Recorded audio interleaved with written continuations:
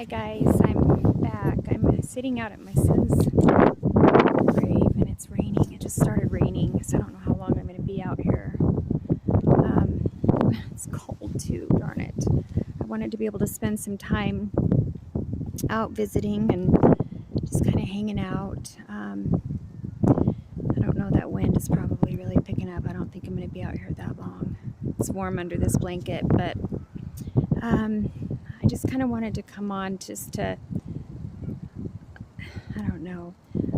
I came here because Mike shared with me some things that was on his heart, and it's been a little over 2 months since Tyler took his life, and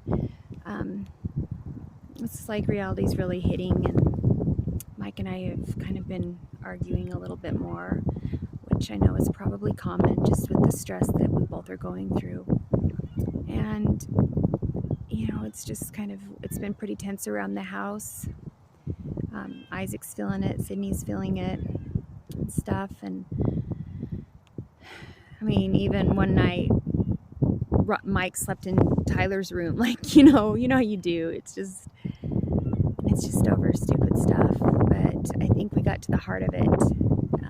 Tonight we talked, and he just shared with me, he says that there was just so many things on his mind that he has not felt comfortable sharing with anybody else, and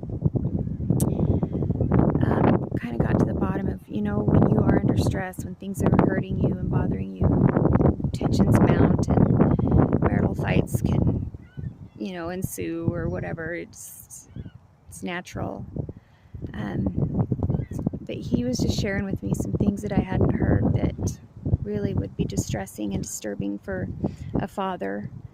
I won't go into great detail, but he was just sharing with me some things that, like, for instance, that he had to go kind of help clean Tyler's car. Tyler took his life in his vehicle, and somebody else cleaned all the blood out of it, but Mike had to go in and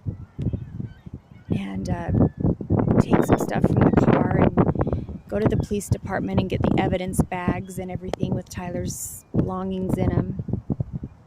And I don't know, Mike was describing just how it felt so cold and nobody was there to say goodbye to Tyler's boxes of things. They stored his things in a big shed, out away from the fire department. My dad had to drive out and go pick it up and gather it, and it was just so, just like final, like, here's your son's stuff, and load it up and go. And then they had to go to the police department and get some evidence, because they had to initially make sure it wasn't a crime scene.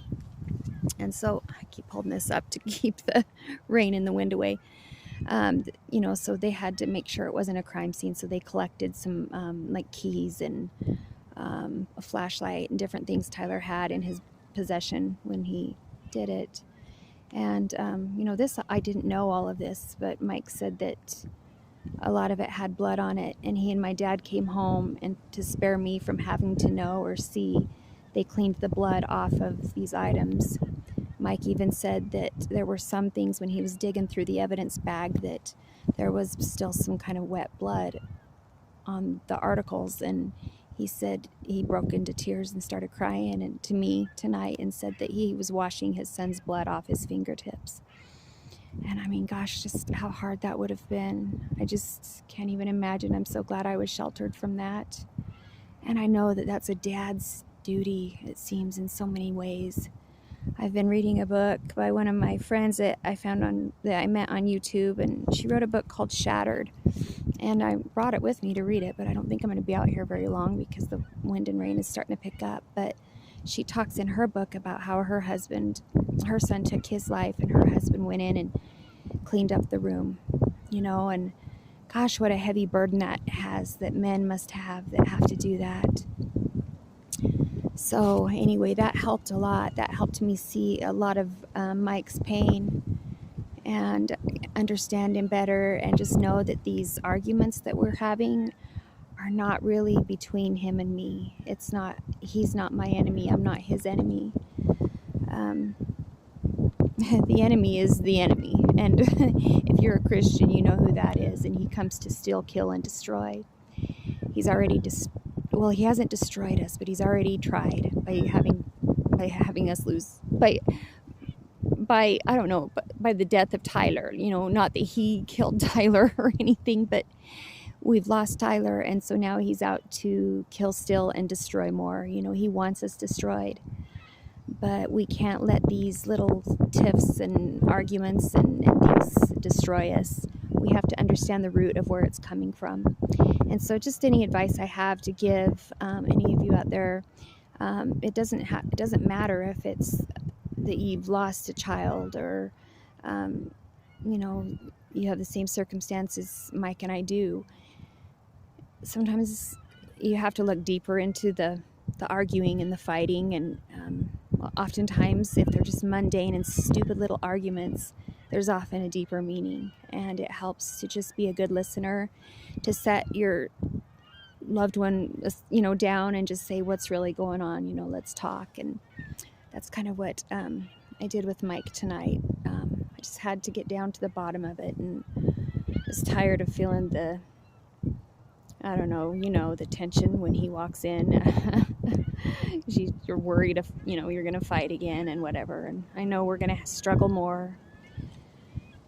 But at least I was able to hear some things that I hadn't heard. And I just thanked him for protecting me, from sheltering me from a lot of that pain. So, I don't know. There's a lot of times there's deeper meanings to stupid little arguments. And it helps to really just set the person down and just say, let's talk. Tell me what's really going on. It's really getting windy out here, and I'm going to leave. But I've also, one thing, I've been thinking of changing my name from Faux Hair Fabulous to Kirsten Nicole, whatever. I go by both. I just don't go by Kristen. My middle name is Nicole, and I don't know, I feel like the Faux Hair Fabulous is misleading, even though I will wear wigs, continue to, and we'll continue to talk about them. So anyway, what do you guys think? Do you think it's something that I should do and just go by Kirsten Nicole and have that be my name? Something to ponder and think about. I'm glad I have you guys. Thanks so much. And I don't know if any of you have seen Tyler's tomb or his headstone. I'll show you real quick. I did do a video on it a while back, but maybe you didn't get a chance to see it. It is so cold out here. But can you see it? I don't know. Yeah, right there. Look at this. Look what I just found. Someone come out here and visited him.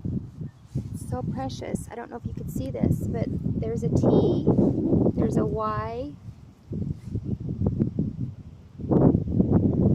L-E-R. Someone came out and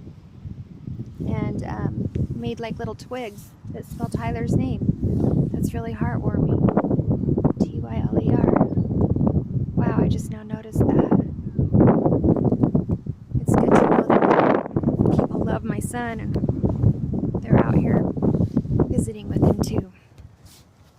I need to bring flowers next time. Okay, guys, I'm going to let you go. I wish it was nicer out. It's not, but I will talk to you guys in my next video. I love you.